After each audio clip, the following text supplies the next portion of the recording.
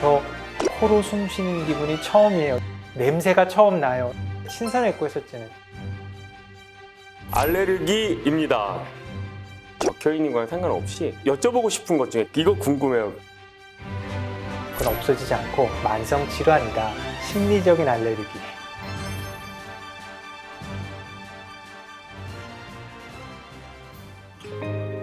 어서 오십시오. 안녕하세요. 예, 반갑습니다. 알레르기 내과 박국입니다.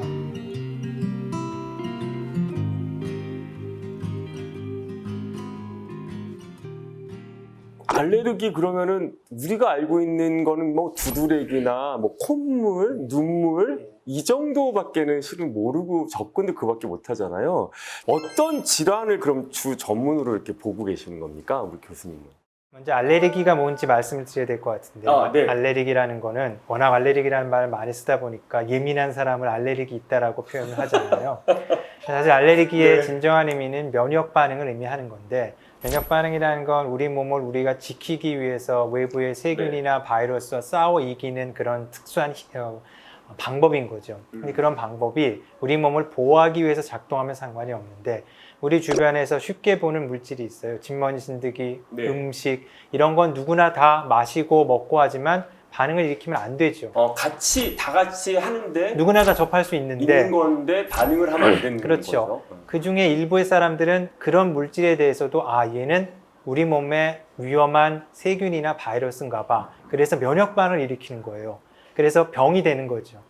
그래서 알레르기 내과는 그런 기전, 왜 병이 생기느냐는 기전을 연구하는 과고, 그 기전이 어떤 장기에 나타나느냐에 따라서 네. 코에 나타나면 비염, 비염, 숨 쉬는 길은 천식, 피부는 피부염, 두드러기, 소화기는 배 아픈, 위장관염, 전신에 나타나면 아나필락시스 그러기 때문에, 네. 그래서 이제 알레르기가 그런 장기 위주로 하면 여러 과로 나눠져 있는 거고, 그게 생기는 그런 근본 원리를 가지고 보는 것이 알레르기 내과다. 다양한 질환을 모르는 거죠. 아니 그렇게 많은 과 중에서 이렇게 알레르기를 전공하신 이유가 있을까요? 이 알레르기가 되게 신선했고 했었잖아요. 대부분이 건강한 분들을 건강하게 만드는, 네. 생활에서 잘 치료받으면 정말 삶의 질이 높아지고 좋아지는 분들이 있어서 이것도 보람을 느낄 수 있지 않을까라는 생각을 해서 선택하게 됐습니다. 네.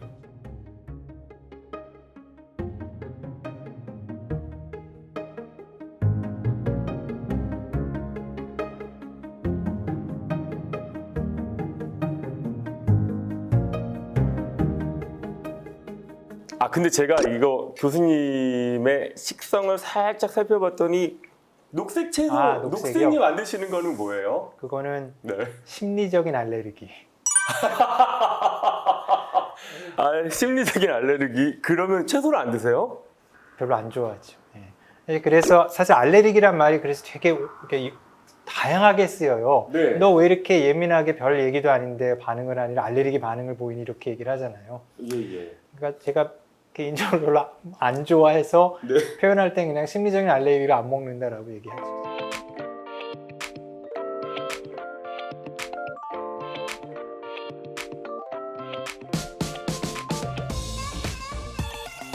아니 알레르기라고 하면 우리가 보통 서울대병원 큰 데를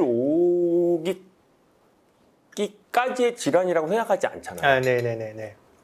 알레르기 환자는 다 두드러기처럼 경증 환자라고 생각을 합니다. 연고만 발라도 되고 심지어는 약간 이렇게 따뜻한 물을 마시거나 이래도 이렇게 싹 가라앉는 경우도 있더라고요, 저는. 대부분이 그런데 그중에 일부 환자는 굉장히 안 좋은 분이 있는데요. 두드러기, 천식이라는 이유만으로 그걸 우습게 생각하는 거구나. 다 똑같은 질환이야, 두드러기는. 두드러기 환자 중에 일부는 진짜 약 한 번만 먹으면 좋아지는 분이 있지만, 값비싼 주사를 맞아야 되고 매일 스테로이드를 먹어도 정말 불편해서 잠을 못 자는 분들이 있는데 가렵고 그리고 또 올라오고 아프니까. 막 부어서 숨 막히고 정말 힘들어하시는 분이 있고요. 천식 환자도 폐 기능이 다른 사람의 한 절반도 안 되는데 먹는 스테로이드, 부작용 유발할 수 있는 먹는 스테로이드까지 많이 쓰면서도 도움을 못 받는, 계속 폐 기능이 안 좋고 급성 악화 때문에 응급실 오고 심하면 중환자실 가시고 이런 분도 있거든요.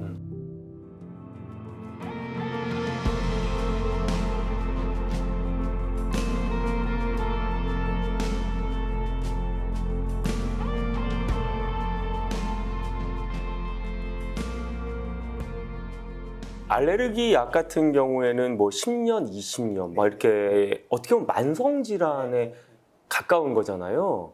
환자라면 어떻게 다가가야 될까요? 그걸 되게 궁금해할 것 같아요.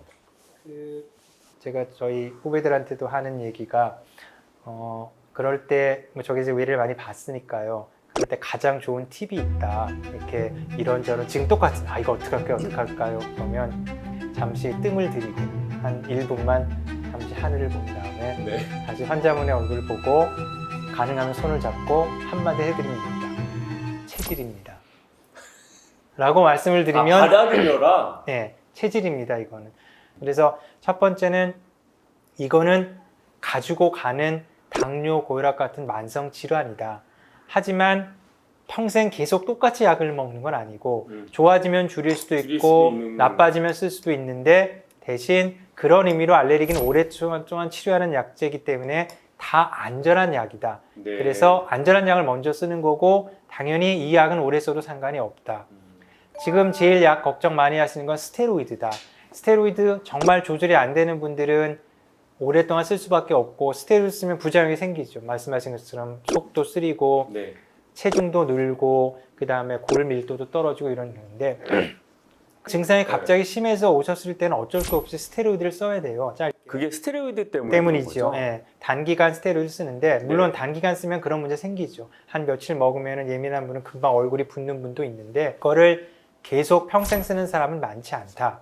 정말 안 좋으면은 짧게 증상을 줄이기 위해서 쓸 수 있는 약이고 네. 한 며칠 쓴다고 크게 문제되지는 않고 요즘에는 그거에 대한 부작용을 줄이기 위해서 국소적인 치료제가 나왔다. 코는 코에만 뿌리는 제제가 있고 숨 쉬는 길에만 마시는 제제가 있고 바르는 제제가 있다. 그거는 먹는 것보다 훨씬 더 부작용이 적기 때문에 오래 쓸 수 있는 약이다. 근데 약을 말고는 알레르기를 고칠 수 있는 다른 치료법은 없어요? 치료법이요? 뭐 목욕을 더 많이 한다든지 왜 이런 거. 예.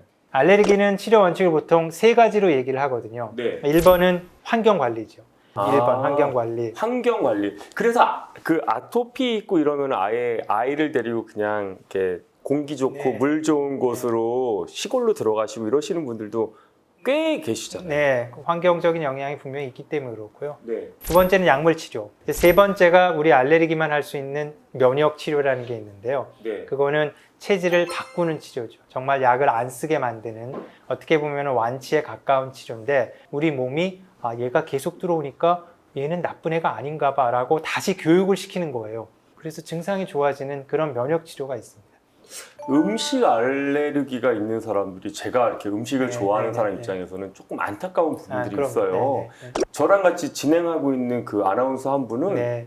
사과 알러지가 있다는데요. 부어요. 붓고 간지럽기 간지럽고. 시작하고 그래서 익은 사과를 먹어도 그렇고 막 이런다는데 사과를 너무 좋아한대요. 또 개인적으로는.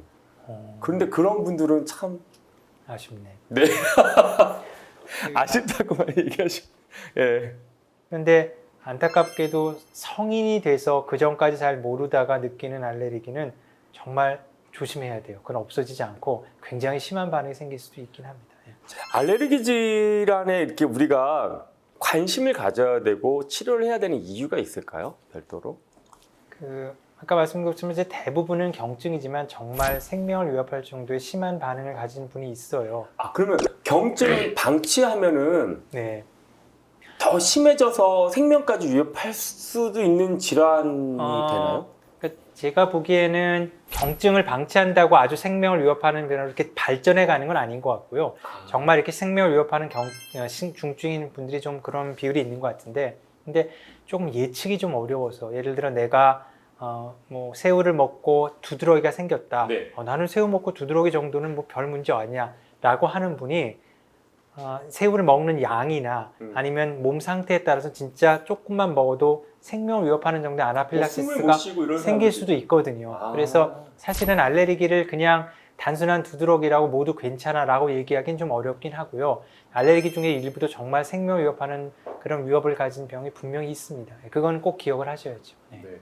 알레르기에 대해서 우리가 지금 많이 배웠는데 교수님 저 여쭤보고 싶은 것 중에 개인적으로 이거는 여기에 그 적혀 있는 거랑 상관없이 가족력으로 오는 알레르기 질환이 분명히 있다고 말씀하셨는데 그럼 그거는 계속 이렇게 이어져서 그걸 이렇게 저희가 아이를 낳기 전에 그걸 뭐 고친다든지 이래가지고 그걸 없애주고 이런 방법은 아직까지는 없는 겁니까? 이 유전자를 가지면 거의 100% 병이 생기는 사람이 있고, 근데 알레르기는 굉장히 여러 유전자의 조합으로 만들어지거든요. 유전자도 하나가 아니라 정말 수십 가지가 관여할 거고 조금씩. 네. 그 다음에 환경까지 관여를 하기 때문에 어떤 유전자를 조작해가지고 그게 될 수는 없다는 거죠. 정말 하나 유전자가 있으면 그걸 바꾸는데, 그런데 대신 아까 말씀드린 것처럼 분명히 부모가 그러면 아이들이 그런 알레르기 질환을 가질 가능성은 크니까 조금 주의 깊게 볼 필요는 있죠. 특히 아이들은 위장관이 성숙하지 않아서 어렸을 땐 정말 음식 같은 데 문제가 되는 경우가 많거든요. 근데 그 기간을 잘 못 지내면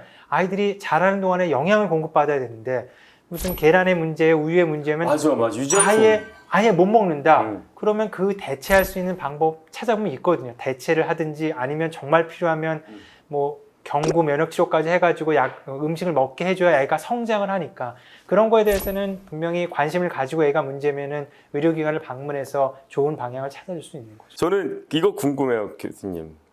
그 알레르기 질환 전문의로서 좀 이렇게 뿌듯함? 내가 이걸 전공해서 뿌듯함? 이런 거 있으시면 소개 하나 해주시죠. 제가 경험했던 환자 중에 정말 굉장히 심한 비염인데 오랫동안 비염을 앓고 지내다가 알레르기 약이 나쁘다는 것 때문에 약을 잘 안 쓰고 있는 사람이었는데요. 그랬는데 이건 이렇다 설명을 충분히 하고 약을 써봤는데 그 다음에 들어오실 때 저 코로 숨 쉬는 기분이 처음이에요. 이렇게 얘기를 하시는 거예요. 코는 원래 숨 쉬는 기관이거든요. 이분이 몇십 년 동안 코로 숨 쉰다는 생각을 못하고 산 거죠. 다 입으로 코가 막혀서 살다가 약을 쓰고 좋아져가지고 코로 숨 쉰다는 기분이 처음. 어떤 분은 냄새가 처음 나요. 이런 분들이 있어요. 네, 전 냄새라는 걸 처음 맡아요. 네. 그러면 이게 무슨 아주 죽고 사는 사람을 살린 건 아니지만 과연 이 사람이 코로 숨을 안 쉬었으면 어떻게 숨을 쉬었을까? 음식 냄새를 몰랐으면 음식 맛을 정말 반 이상 모르는 거거든요. 네. 어떻게 음식을 먹었을까? 라는 생각이 들면서 이러면은 정말 이분들의 삶의 질을 바꾸는데 내가 도움을 드렸구나 라는 생각을 하게 됐죠. 마지막으로 지금까지 이렇게 왔던 환자분들이나 아니면 알레르기 증상을 겪고 있는 그런 환자분들한테 해주실 수 있는 말이 있다면 네. 어떤 게 있으실까요? 전문의로서. 아까 말씀드린 것처럼 알레르기가 정말 만성적인 질환이고 내가 조절하면서 가는 병이라는 거를, 왜냐면 증상이 금방 좋아져도 금방 나빠지니까 이건 내가 뭐 한 달만 치료하면 되는 그런 병이 아니거든요. 좋아져도 결국은 언젠가 또 다시 나빠질 수 있는, 할 수 있는 병이다. 네. 그거를 가장 말씀을 드리는데 주력하고요. 그 다음 두 번째는 조절해서 잘 가면 정말 정상적인 삶을 영위할 수 있다. 그때 쓰는 약제들은 다 안전한 약이다. 그래서 내가 힘들면 열심히 약을 쓰세요. 절대 부작용이 없습니다. 그래서 내가 정말 건강하게 생활하시는 게 중요합니다. 그런 면에서 절대 알레르기 약은 부작용 없는 약입니다. 그 두 가지를 말씀드리는데 제일 중요하고요. 물론 제가 연구를 그러면 그 전에 약들이랑 지금 약들이 더 이렇게 좋아져서 그런 건가요? 많이 좋아졌죠.